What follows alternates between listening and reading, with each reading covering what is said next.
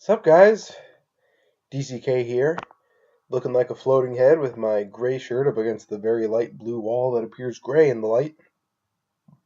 And if you hear any shuffling going on, that is not a lady, that is this lady. Say hi, Sadie. Okay, never mind. Oh, hello. Say hi to YouTube. Say hi to YouTube. Oh, hello. Cutest fucking dog in the world. Yes, you are. Alright, so I saw Trademark 629 do his video talking about the summer of punk, the crappy one, not the cool one. Well, started out great, ending not so much.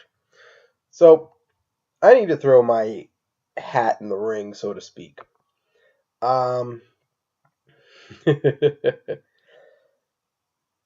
Trademark, I love you.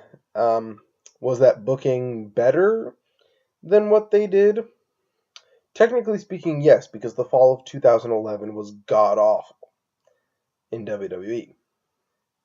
Fall of 2011 was bad in a lot of companies, actually.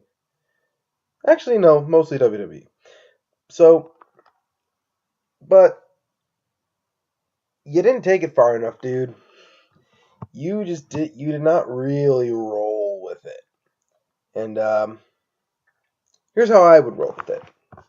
So, CM Punk, pretty much his booking up until the pay-per-view and the ending of the pay-per-view, yes, fantastic.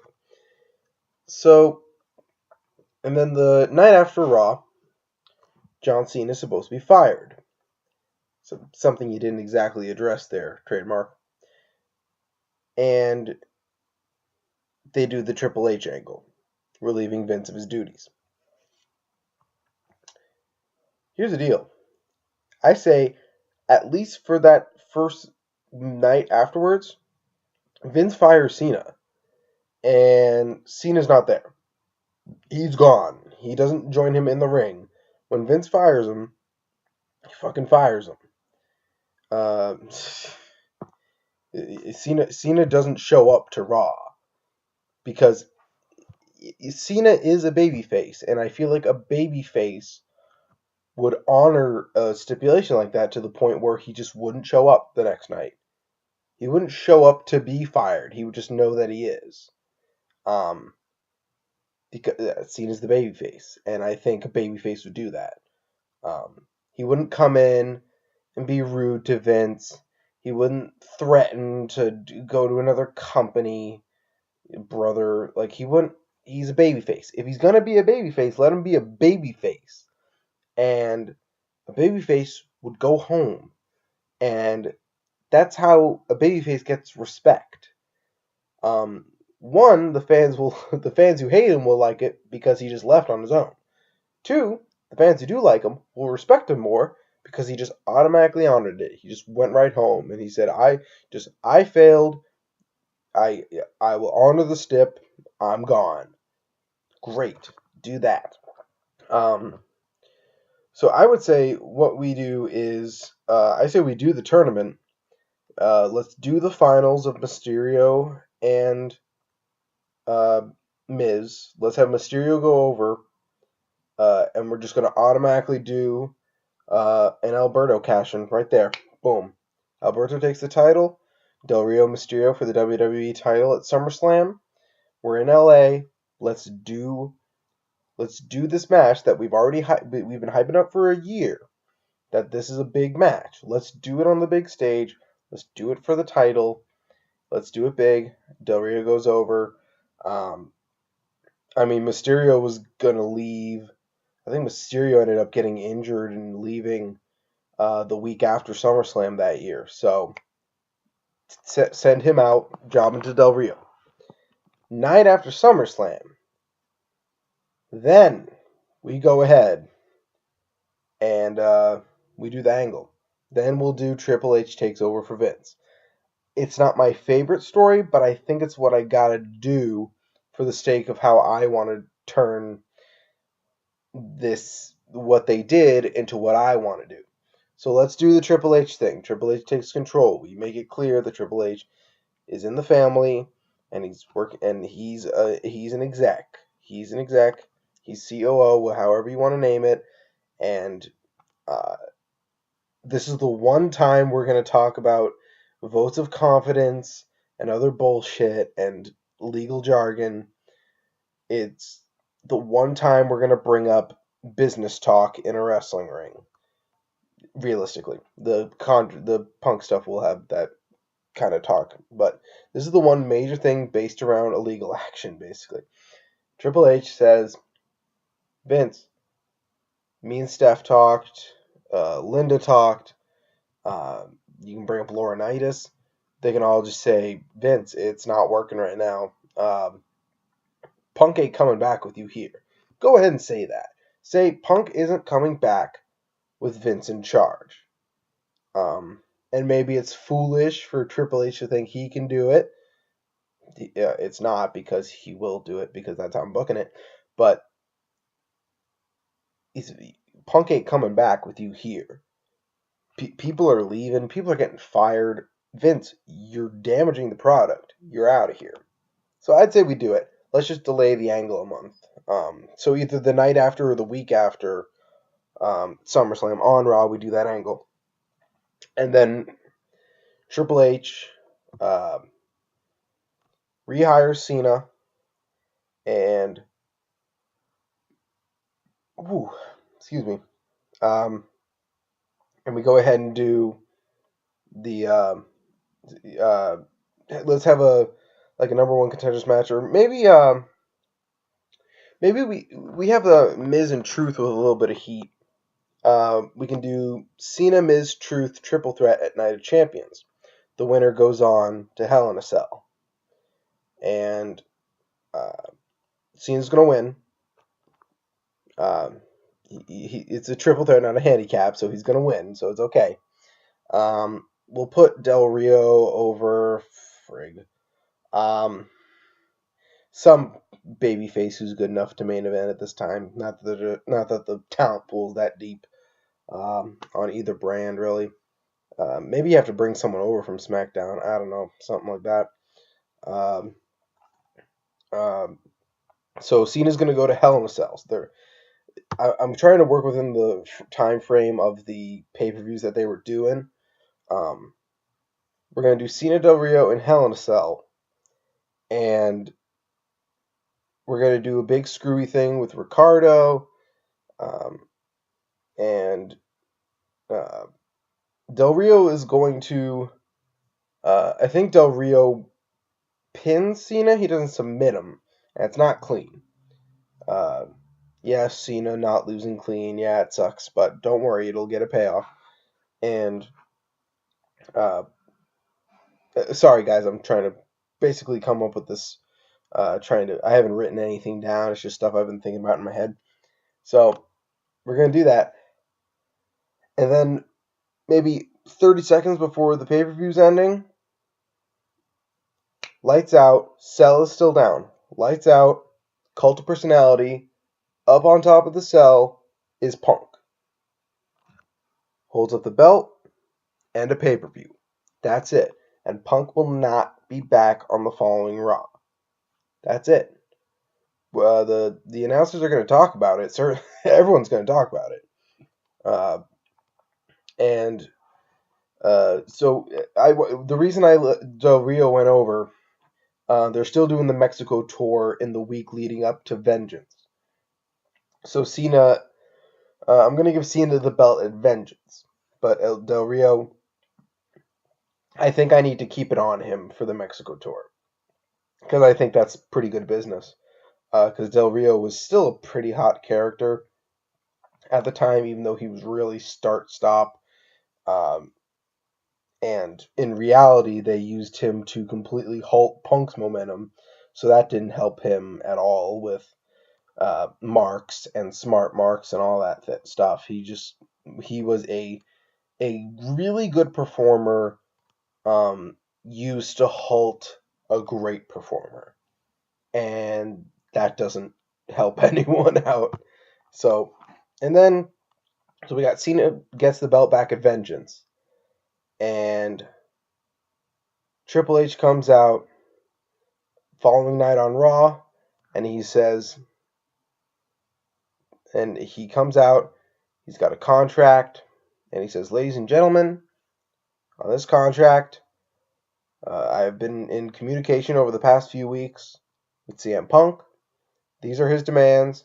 I have it all written up. I'd like Punk. I know Punk is in town.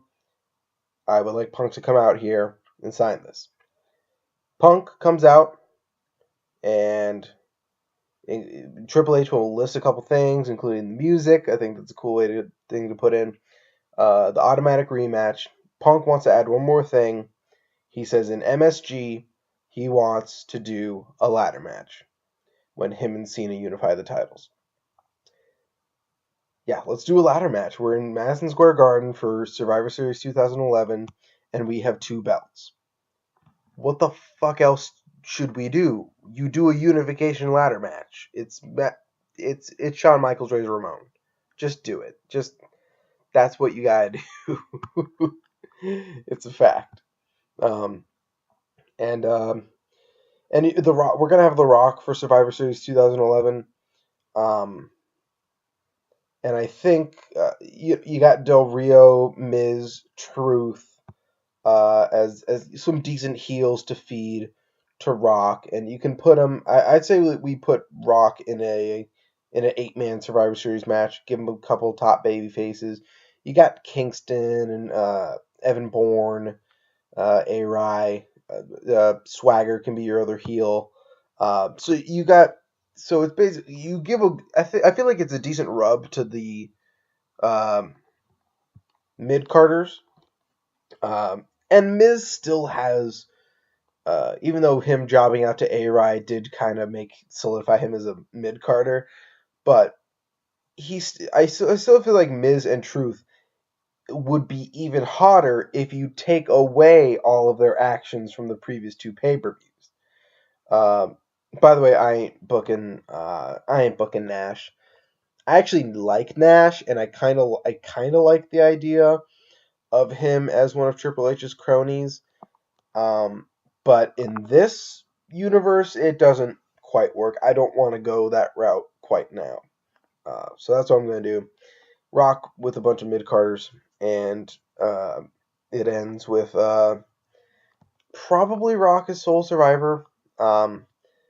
I'd like to have someone with Rock, but I also want our heels to have heat and actually pin some guys.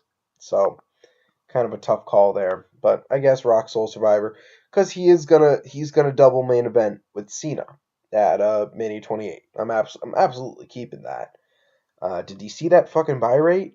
Of course, I'm doing Rock Cena, and Rock would draw a lot more.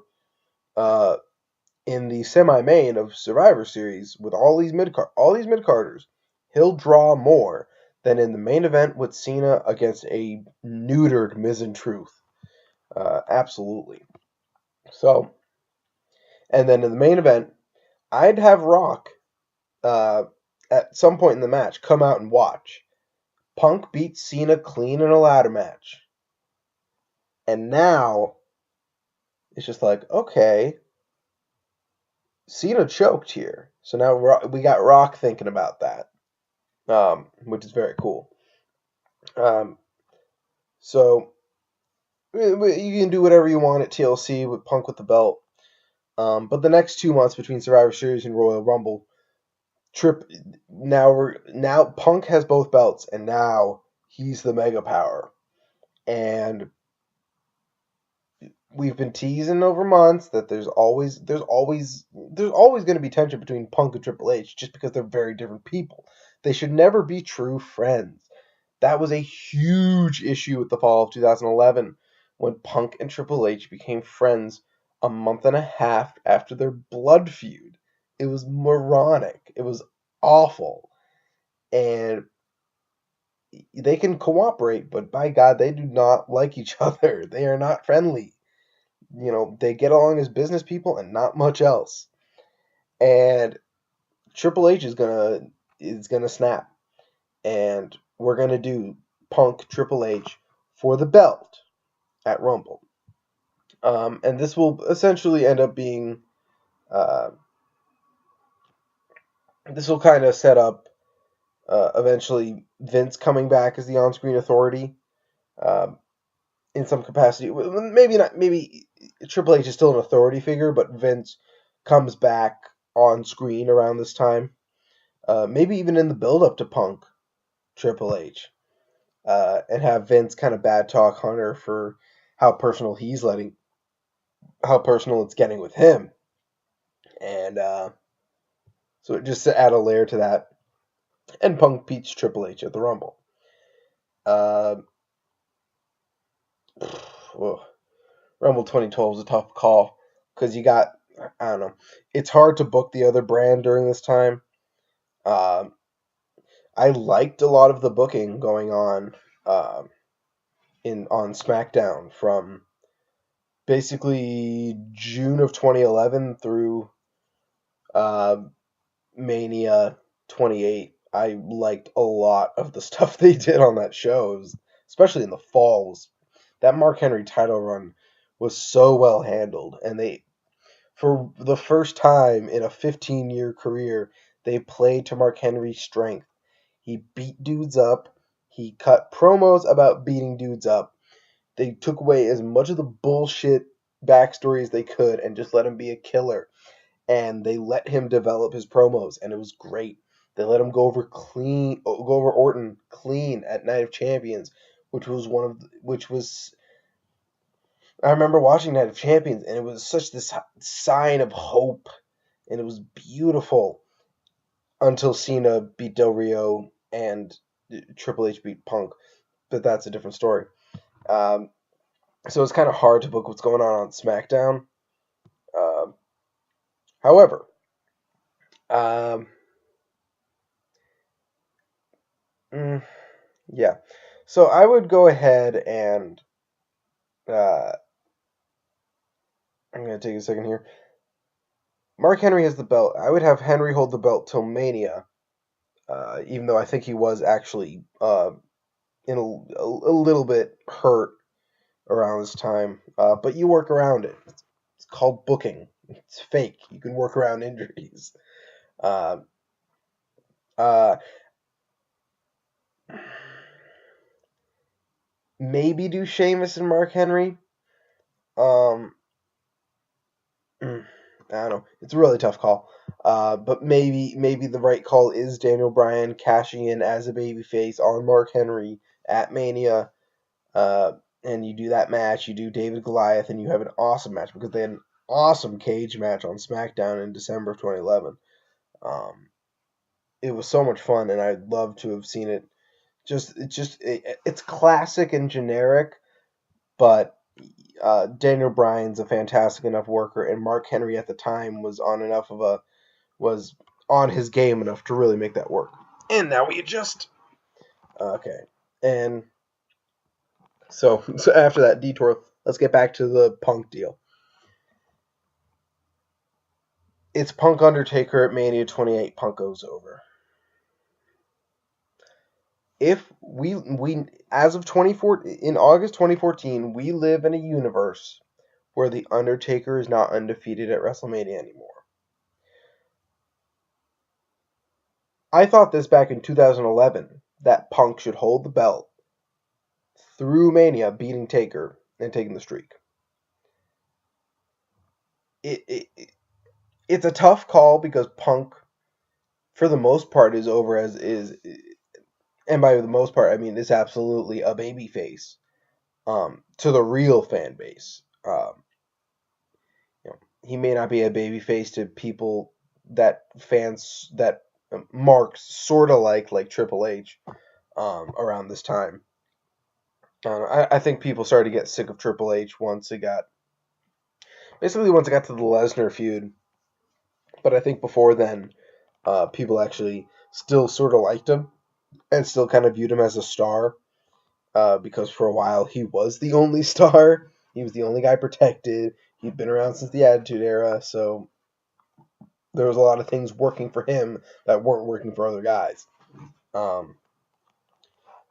But Punk's babyface, and it's gonna be a controversial win. No, he's gonna beat him clean, but the mere fact that he won is gonna be controversial, and it's gonna leave people really conflicted. Um, but I'm gonna put the belt on Punk for a long, long time, and he needs this heat if he's gonna make it work. Um, and it's gonna be hard to make that work, and um, he's gonna alienate a lot of fans, and he's gonna get boos.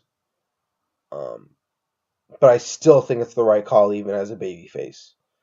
Um, and from this point out, I haven't mapped out a whole lot,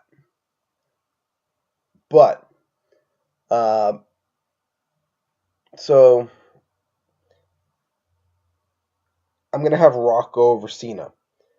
At the time I thought it was a huge mistake for that match for Rock to go over at the time, but I'm gonna keep it because Rock will be winning the 2013 Royal Rumble. He will not win the title. He will win the 2013 Royal Rumble.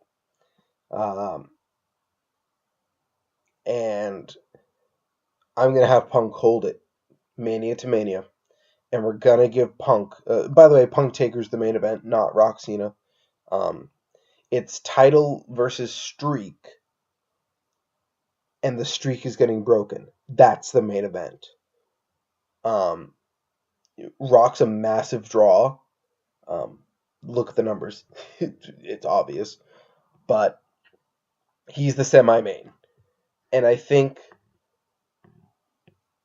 there's nothing more mainstream accessible than a streak being broken. It's Giants Patriots. I'm just trying to think. Because Mania 28, I believe, was coming off the Giants beating the Patriots, my Patriots. Oh, fuck, that was... beating the Patriots in the Super Bowl for the second time. So people are thinking about streaks right now. They're thinking about these long undefeated streaks that get broken. This wasn't the year that it happened. That was 2008 Super Bowl when the streak got broken for the Patriots. But people are thinking about streaks right about this time. So we pull the trigger on that. And Punk has all this heat. And Rock has all this heat because he pinned Cena. Clean as a sheet. I thought that finish was great. And it's a great way to get under Cena's skin. I would also keep Cena. I think Cena Punk don't touch the whole year. And yeah, I think that's the call too. So CM Punk and Rock are the main event of WrestleMania 29. And Punk goes over. So CM Punk has gone from Survivor Series 2011, where he actually won the belt in real life and my reality. And I've had him hold it past Rumble 2013 into Mania 29, and he's leaving Mania 29. And Mania 29, I'd probably run... I think that'd be a good time to run Daniel Bryan Triple H. I think that would be a good time. And in the months leading up, we have sort of this last portion is pretty open for debate, but I would go as far, not the pay-per-view after Mania, so not Extreme Rules. I would go out on a limb and say on the Raw after Mania 29 in New York, New Jersey, in New York, Cena comes out.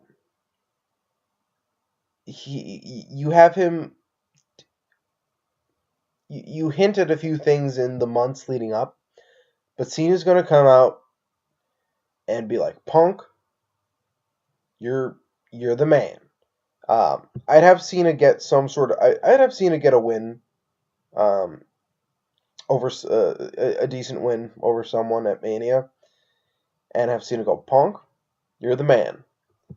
And I, for these guys who've stuck around after Mania to come to be part of the craziest Raw of the year, I say we give them a main event they'll never forget. And Punk's gonna do the babyface thing and accept it. And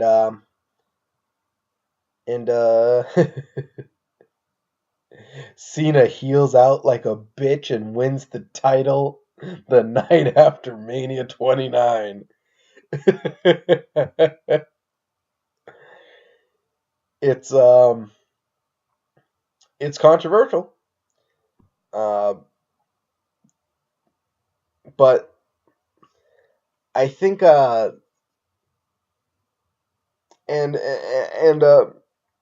gonna have Cena, and you're gonna have Lesnar beat Cena at Extreme Rules 2012, because that's the right call. It is. And so we've had Cena lose to Rock and Brock within, and Brock Cena would not happen at Extreme Rules 2012. It would happen at Over the Limit. Because you cannot run that show on 3 weeks. You give it 7 weeks, then we're talking.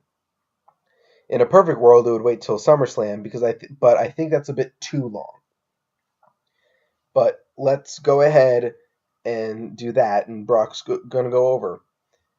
And from that point on, Cena's a defeated man, and he's just trying so hard, while at the same time his promos are talking about his promos become less about love him or hate him, and becomes more about those who hate him, and him trying to tap into that. And he's starting to really analyze what people don't like about him. And in later phases, he's starting to talk about why they're wrong and why they should like him. And I'm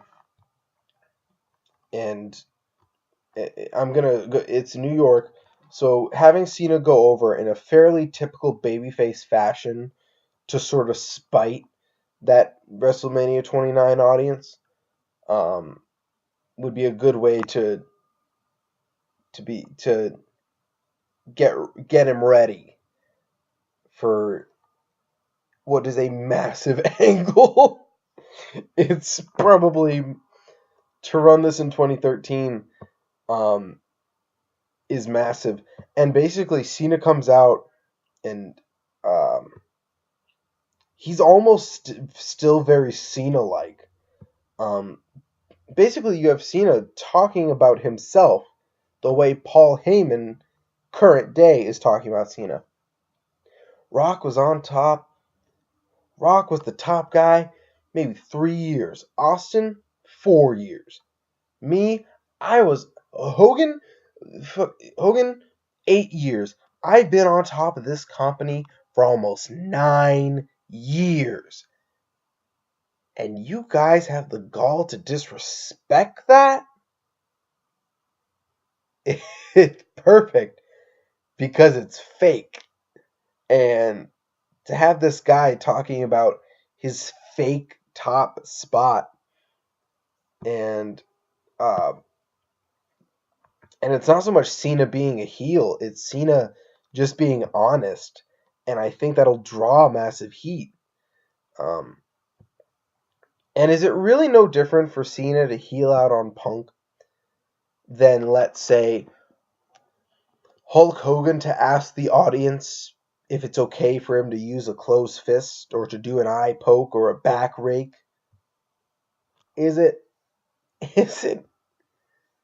really that different to just let Cena be himself, but just speak honestly? And he talks less about people who love him and people who hate him, and talks more about the people who hate him. And And that's going to alienate the people who love him. And there you go. And you have this. It's a pretty subtle heel Cena, because that's all I can convince myself to do with him. Because doing a radical change is very hard to book with Cena, because that takes months and months and months of build-up, and I just haven't thought about it that much in the context of this storyline.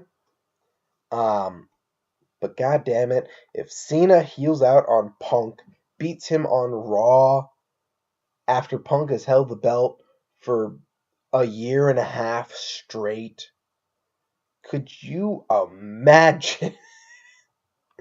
Cena, Cena pulls out the chain and he hits Punk with it and just fucking pins him like a bitch. That would be huge. And then the main event of WrestleMania 30 is John Cena versus Daniel Bryan. Because now we're going to start talking, and the next year is just going to be talking about Cena holding his spot and other guys getting held down, namely Daniel Bryan. You do a Cena Punk rematch at SummerSlam, where Cena goes over again by nefariousness. And then the winner of the 2014 Rumble is Daniel Bryan. And you got your match at Mania 30, and Bryan goes over. And you see what I did, folks? I took the exact same happening from Money in the Bank 2011 with Punk walking out with the belt, and the exact same ending of WrestleMania 30. Daniel Bryan walks out with the WWE title.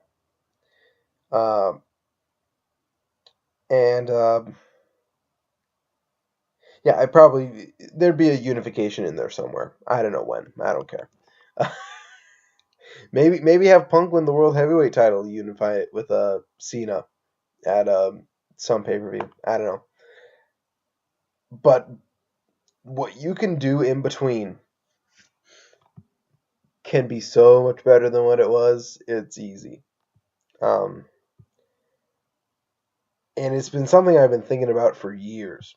And this is a very long video, so if people are actually watching all of this, thank you, because I've been rambling a lot.